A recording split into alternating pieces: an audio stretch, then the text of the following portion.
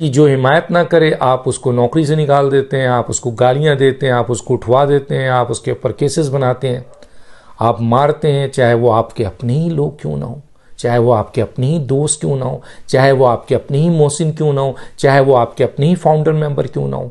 آپ نے اپوزیشن کے خلاف چور ہے، ڈاکو ہے، لٹیرا ہے، کیا کچھ نہیں کہا، اور اس کے بعد آپ نے پورا ایک میڈیا سیل بنایا ہوا ہے جس کو آپ کے لوگ سپروائز کر رہے ہیں، جس کی بنیاد پر پوری سوشل میڈیا میں اپوزیشن کے خلاف گالیاں، دھمکیاں،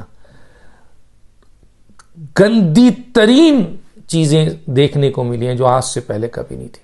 کتنا سیاست کو آپ نے آلودہ کر دیا. پھر جناب آپ کے کوئی آپ کی تنقید کرے، میڈیا سے لوگوں نے تنقید کیا، آپ نے خواتین تک کو نہیں چھوڑا، آپ کی میڈیا سیل نے گالم گلوچ، گندی گندی باتیں اور کیا کچھ نہیں بولا. اپوزیشن کے بعد میڈیا کے بعد آپ کے فاؤنڈرز ممبر اکبر ایس بابر کو، فوزیہ قصوری کو، کیا کیا الفاظ سے، احمد جواد صاحب کو. اب جناب وہ سن رہے ہیں کہ وہ ان کو کیا نام ہے، نجیب ہارون صاحب کو. جو آپ کو کوئی آپ پر تنقید کر دے، کوئی استعفے کا مطالبہ کر دے، آپ اس کو فیس کرنے کے لیے آپ کے لوگ گالیوں اور گندی گندی غلیظ چیزوں پہ اتر آتے ہیں. جوڈیشری کے اوپر آپ آ گئے. ابھی پچھلے دنوں آپ نے کس طریقے سے اسلام آباد ہائی کورٹ کے معزز ججز کے خلاف آپ کے لوگوں نے جو ہے نا پورا سوشل میڈیا بھر دیا. کتنی گندے الفاظ ہیں. کیوں آپ ان کو روکتے نہیں ہیں؟ یہ تو آپ کی انسٹرکشنز پہ ہو رہا ہے سب کچھ. وہ لوگ کہتے ہیں کہ جی عمران، اور دنیا بتاتی اور آپ کے اپنے لوگ بتاتے ہیں کہ آپ شاباشی دیتے. آپ نے سپریم کورٹ، ہائی کورٹ، اسلام آباد ہائی کورٹ ججز جو آپ کے نیوٹرل فیصلہ دے، بیلنس فیصلہ دے، آپ کے حمایت میں فیصلہ نہ دے، تو آپ اس کی دھجیاں بگڑ دیتے ہیں. اور آپ کے لوگ بگڑ رہے ہیں سوشل میڈیا. اب آپ کے لوگ فوج کے خلاف ہو گئے. وہ فوج جس کے بارے میں یہ کہا جاتا ہے کہ یہ آپ کو لے کر آئے، آپ کو اتنے سال چلایا، حالانکہ آپ نالائق، ناکام، نااہل ترین وزیر اعظم پاکستان کے سامنے آئے، لیکن انہوں نے پھر بھی آپ کو 3.5 سال چلایا اور ہر جگہ پہ سپورٹ کر کے آپ کو کامیابی دلوائی. کامیابی اس لحاظ سے کہ سینٹ کا الیکشن ہوا وہاں کامیابی، آزاد کشمیر کا الیکشن ہوا وہاں کامیابی، آپ کے گلگت بلتستان کا الیکشن ہوا وہاں کامیابی. ساری جگہوں پہ انہوں نے آپ کو سپورٹ کیا.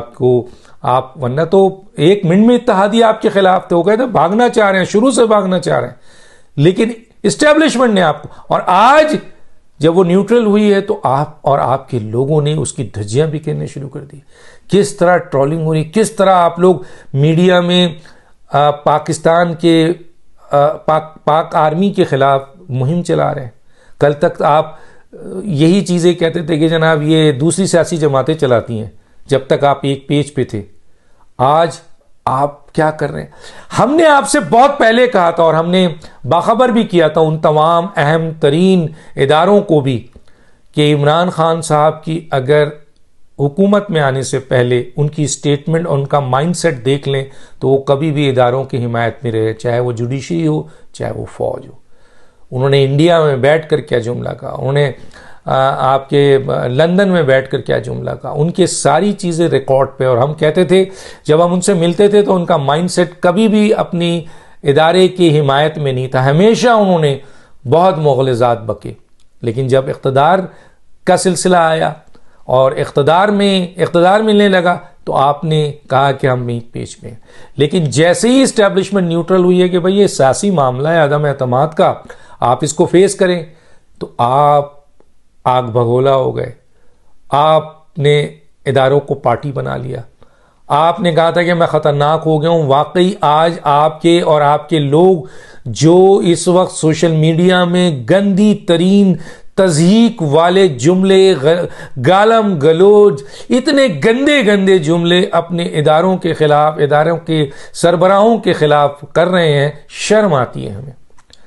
شرم آتی ہے ہمیں کہ آپ اس ملک کے وزیر اعظم ہیں، اسلامی جمہوریہ پاکستان کے، اور یہ تو آپ کے محسن تھے. اگر انہوں نے آج وقت کے لحاظ سے ایک صحیح فیصلہ کیا ہے کہ ان کا کوئی عمل دخل نہیں ہے سیاسی عمل میں. یہ ایک آئینی مسئلہ ہے, دو سیاسی قوتوں کے درمیان آپ کا ایک اتحاد ہے, دوسرا اپوزیشن کا ہے, فیس کرے تو یہ کیا بری چیز ہے.